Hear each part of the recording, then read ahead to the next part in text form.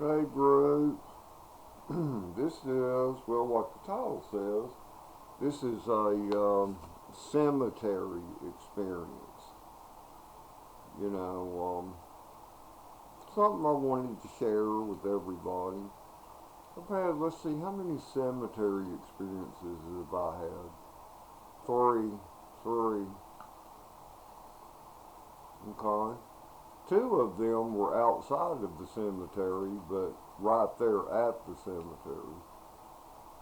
One of them was in a cemetery. As many of you may know that have watched my videos, if you haven't, you should. You could learn a lot about cars, Harley motorcycles, financial advice. But I've got videos of, I remember before I was born, I remember being earthbound as a spirit, and I remember who I was in a previous life very well. And I can tell a person what is on the other side, or at least the earthbound dimension. I can't recall ever being in heaven, and nor can I recall ever being in hell. But I do remember being an earthbound free spirit.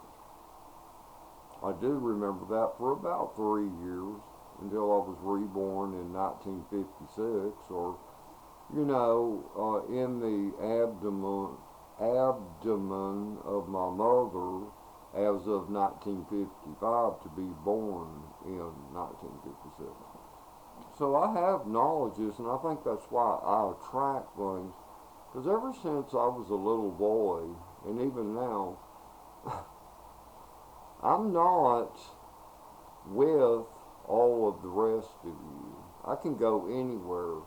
The years I had to work, when I had to go to school as a kid, I was never completely there. I'm halfway in a spirit dimension and halfway in the physical dimension. I've never been completely here. Once you are, you realize the great value of spiritual dimensions, and what is. But, okay, this is one cemetery experiences. I've been married 4 times. And the reason I kept marrying, well, is because I thought that maybe a woman that I would marry could try to understand and not have fear. Because starting with my first wife till my last wife, which I divorced in 2007, so I've lived alone right at 17 and a half years now, I finally gave up because people just get too spooked. Because all of these wives, it was the same thing. Appliances will turn on and off by themselves anywhere where I live. They will see things that scare the hell out of them. Like I saw a man, I saw this kid, I saw a woman, and I'm like, don't worry about it. I would try to tell them, I'd say, there's a lot of earthbound spirits. Don't be afraid of that. They're not going to hurt you. And, and yeah, there's demons too. You have to be aware of that. But anytime a person is seeing demons, it's because of shit they're doing that causes the demons. Because if they was living a halfway decent life, demons are not going to be messing with you. And of course, the antidote is to call on the name of Jesus Christ and to believe in Jesus Christ. He is our Savior. But all of my exes, it was the same thing.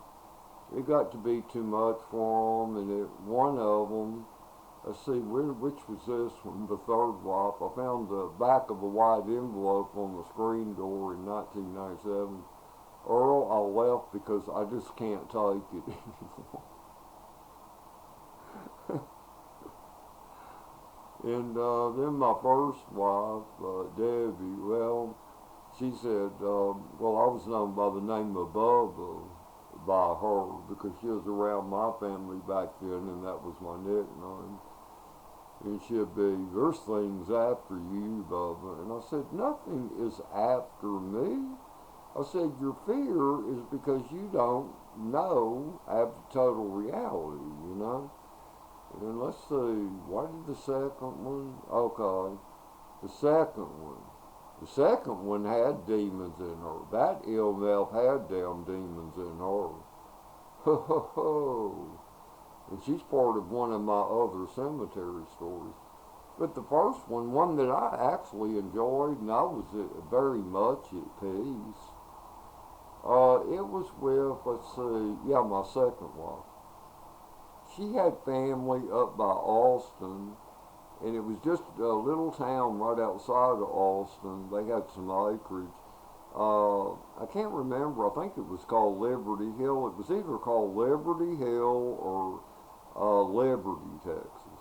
I get those two mixed up because close to Houston, Texas, about 40 miles from here, there's a Liberty or a Liberty Hill. And I'm like, which is it? Oh, well, I'm not about the one up by Austin. Liberty or Liberty Hill, Texas. Okay, she had had an aunt that had passed away, oh wow, back in the 70s. And this was up in the 90s. It was 1994 to be, well, very approximate on the year 1994. And she had had an aunt that was even older when she was a child, and her mother told her, said, you've never seen Aunt so-and-so's grave, Linda. By the way, I've been married to two Lindas. And it was a graveyard out by that Liberty or Liberty Hill, Texas. And so I drove her over there. I remember I was driving one of my pickups I had back then. It was a 93 green tail single cab GMC pickup. And I parked in there, and from there, her mother couldn't tell her the exact location of the grave, because she said, I think they moved it, so I don't know, but it's in that cemetery.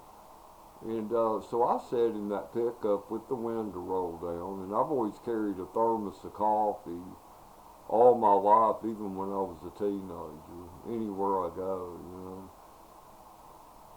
And I was sitting in that pickup with the driver's window rolled down, and I saw a tombstone to the left. I don't know how far away it was, so I'd just have to guess, what, 150 feet or something like that? And it had two pink hearts on it. So I guess it was for two family members. I didn't walk up and check on it, but it's like every time I'd look away from it, I'd see the tombstone would spin in a circle, you know, or so I'd look back and think, what the hell? And it's like, I don't know. But the tombstone wasn't actually moving. Something wanted to get my attention, obviously. And there was two women, okay, where the window of my pickup was, the driver's window, where I had it rolled down, elbow out the window like this. Okay, where the front bumper is, they were standing on the left corner of the bumper and about 4 feet away from that. Okay, these women, they were heavy set. They looked to be in their 60s. They had buns on top of their hair, you know, like they used to dress. And they had pleated dresses that went way down close to their feet. The best way I could describe them, if y'all have ever watched the Andy Griffith Show, they were very like kind to the image of Aunt B. Aunt B. Very like kind. And they were fun-loving, but they had an adult laugh, but it was like a giggle, the way a lot of women that I knew as a little boy, older women, they would actually giggle when they would talk back and forth to each other while they were looking at something. And these women were doing that, and they would look at me, and then they'd talk to each other, and then they would laugh. And I was picking up the vibes from them. They were actually talking about, isn't he good looking? You know, so this is what the men are today, whatever. But I was totally comfortable while this was happening. I was totally comfortable. I had no problem, well, because I see these things anyway. But those two women, I mean, they were happy. They were happy, and they were at peace, and you know, together, and they would laugh. They may have been in heaven. As good-hearted as they seemed, they was probably in heaven.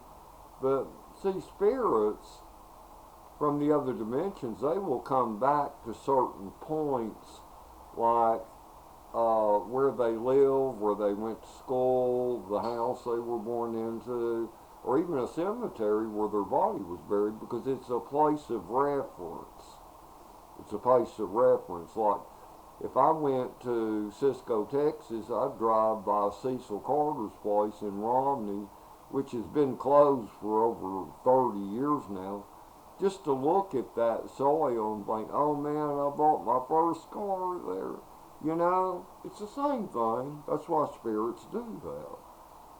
And so not all of them are poltergeists. They just want to come back and visit where they were or see what people are up to these days. But that was a very enjoyable experience. And I waved at them, you know, and I said, hey, I respect you two women. Y'all are very respectable women. We don't have many of y'all around anymore. And then, you know, after I started responding to them, then they faded away after that. But I'll never forget that. It was a beautiful, beautiful, beautiful thing to experience. And then Linda Allman that I was married to, that damn idiot. Later she got on drugs. But that idiot, when she came back to the pickup, saying, I never found my aunt's grave. And I said, it's okay, Linda. I was talking to two women, and two women were looking at me while you were walking around out there. And said, what women? I don't say any women. I said, Linda, you'd never understand. Just forget it.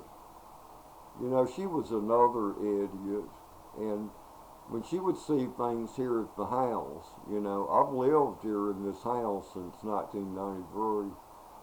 You know, she would see things like that, and she'd say, Earl, it's your fault. You're the one that's making me crazy like this. No, I wasn't. I can't help it that she had fear. That wasn't my fault. Okay, let's see. Experience number 2. Or actually, they don't go in that order. That would be number 3. Okay, so let me tell number 3, and then I'll tell number 2 after that was at an earlier date. This was in 19, let me find, 1987. So you have to think back on things I was doing to figure out the year. Okay, 1987. Okay, her family, I live in Houston, her family lived in Bay Cliff, Texas. Yeah, it's about 30 miles from here, southeast part of Houston where I live. Okay, and we were driving back one night. Okay, and about halfway home, you have Friendswood over to the left on the 45 North Freeway. We were headed north, 45 north, to get back into Houston. Now, even though my dad's mother, my grandmother from that side, was buried there, no, I don't think that had anything to do with what happened. Now, this one's name was Linda Cannon. That was my second one. Oh, she was evil. Oh, she was an evil, wicked person. She'd try to mess with your mind and all kinds of. Oh man. Well, it was dark, but you had lighting from the poles, the lit poles or whatever. You know, minimum but enough lighting. I was in my '75 Cadillac sedan DeVille. Yeah, I miss that car too. Big white car. And I was popping along about 65 miles an hour, maybe 70. To where you prop your right wrist over the steering wheel top driving. She's sitting over there to my right.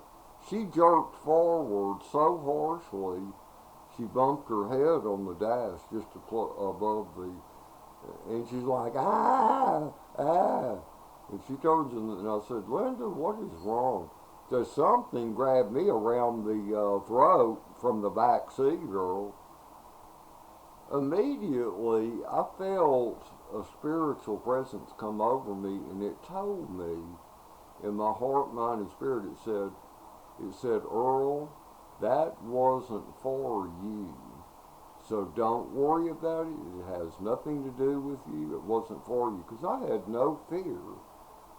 What it is, I don't know if it was connected with that cemetery directly to the left. Something was after her ass.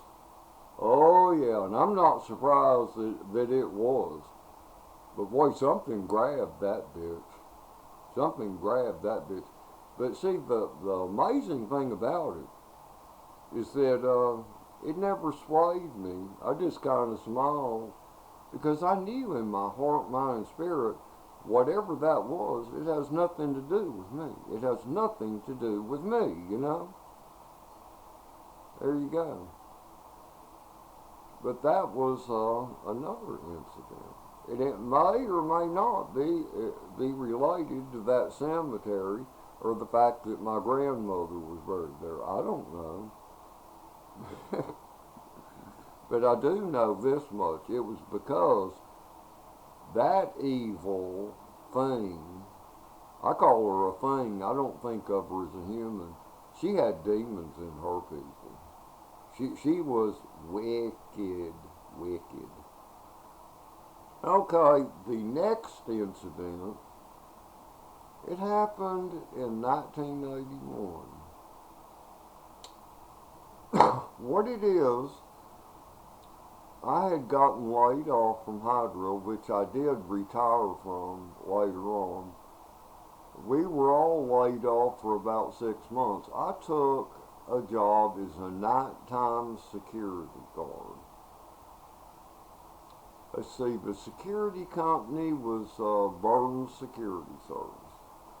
Okay, here in Houston, on Telephone Road they call it, or Highway 3 is another name for it.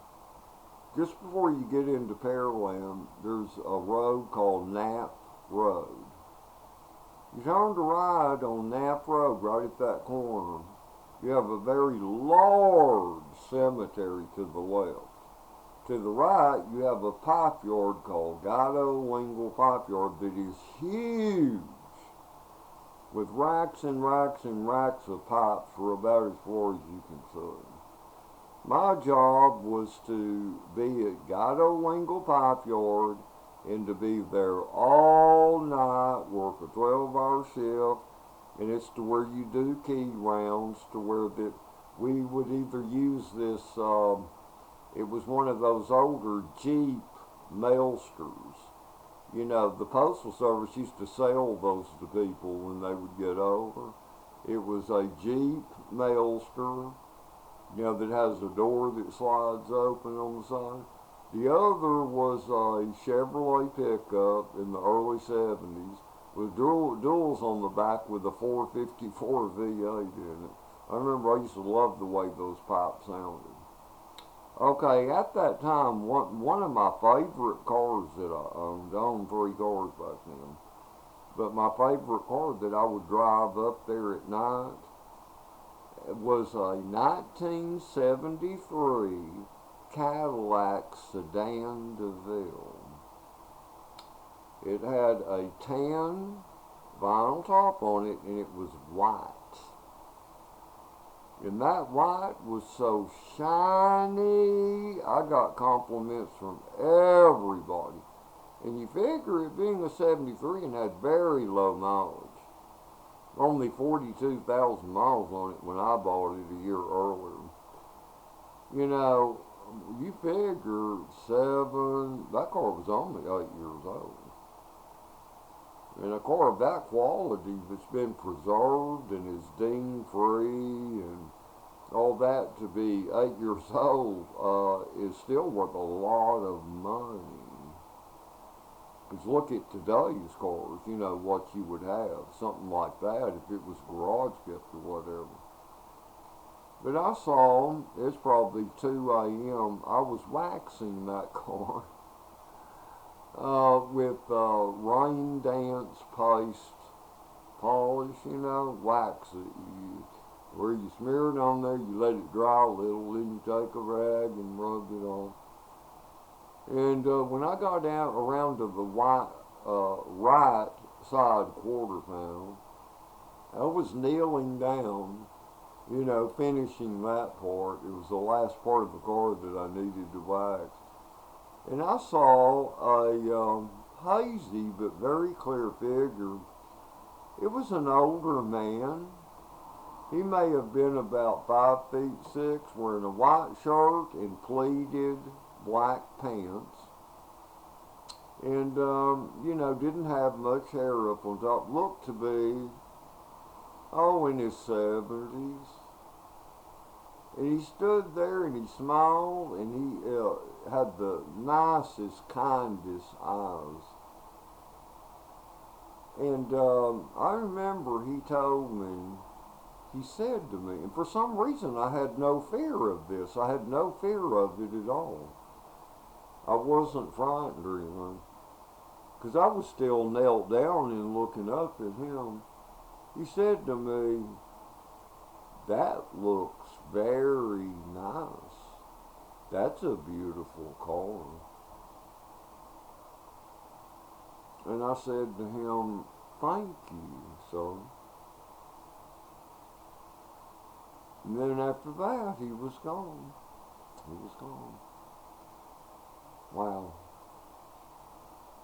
Well, whoever he was, see, that attachment, see, I will always love him. Because when he appeared, I had no fear. I had no fear. I was calm. That meant he was good, that God allowed him to talk to me. And I also remember, and that cemetery is right across Knapp Road, which was a narrow tar-top road. I would hear talk, talk, talk, talk, talk, talk, talk, talk, talk, talk, talk, talk, talk, talk, talk, talk, talk, talk. And there was a man that was a groundskeeper there. He was probably about 50, and he was a groundskeeper. And one night I saw him over there on the mower tractor. Cause see, there weren't houses around there or anything, and most of the businesses were closed. It's like a mower tractor, one of the small ones. And I walked over there and I was waving at him. And I said, "Sir, is there a bunch of people in here at night?" And he said, "Oh no. Oh no, this place is boarded up, locked down, nobody can get in here. We even have security by the front gate.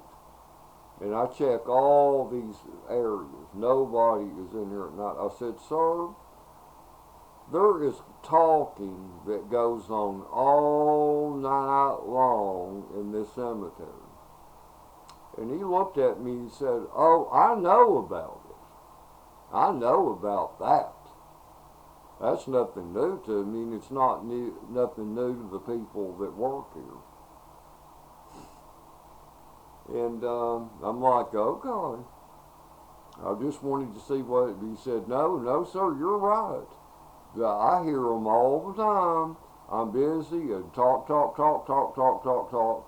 And he said sometime over in the a lawn shed where I work on the mowers and different equipment, a lot of them, they walk up to me, but they've never harmed me. It's different people, look different ways. They just will look at me. And I told him about the man that walked up to my Cadillac and looked at it that night, and he said, oh yeah, that happens all the time. But see, when it would happen to me, I had no fear. I had no fear of it. You know? You know, my videos don't get many views, and I'll tell you why, because I don't make up a bunch of crap lies to go with it to juice it up. Like, you take these videos, NDE, and then it'll have pictures of what's supposed to be Jesus with clouds, and then a building that's big in the sky. You see, when they have to do all that, they're making up shit, people. Because, see, anytime you tell the truth, it's going to come off as boring. It's going to be boring to most people. But, you know, people, the answer is Jesus Christ. If anything comes around you and you feel uneasy around it at all, say, Jesus Christ, please drive away this evil, unclean spirit. Do this immediately. And some people that have died are evil. They are wicked. Do the same thing. Because I've had encounters from evil people that have died also that I didn't like. So, you know, that can work both ways. But I've always been able to tell, because it's like, what was the image of an older man that approached me when I was waxing that Cadillac back in '81. I had no fear. I was calm. So see, it was within God's allowance and God's laws that man could do that. Now, why did he come to me in that, looking that way and being that age? To not alarm me. So I could see him how he naturally was when he was physically living. That's why. Because it was comforting to me.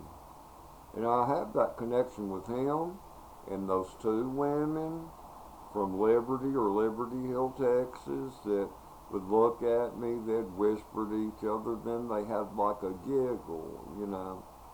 I love them, I'm connected with them, and what happened to my second wife, that evil Linda, when we drove by that cemetery that time, that has nothing to do with me.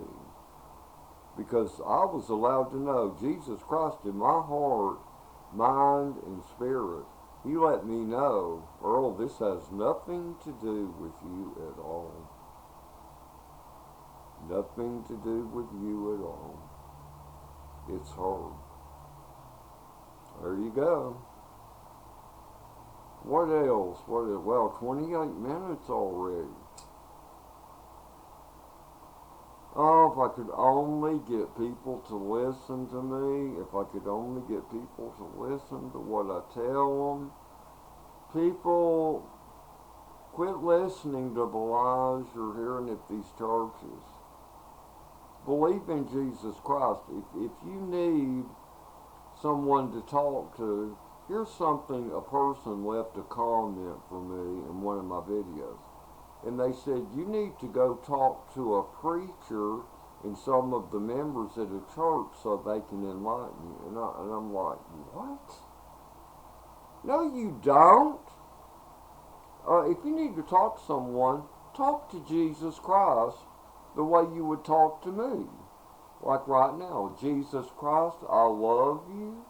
And Jesus Christ, I hope people will listen to what I'm trying to tell them here. But people, it's based on levels.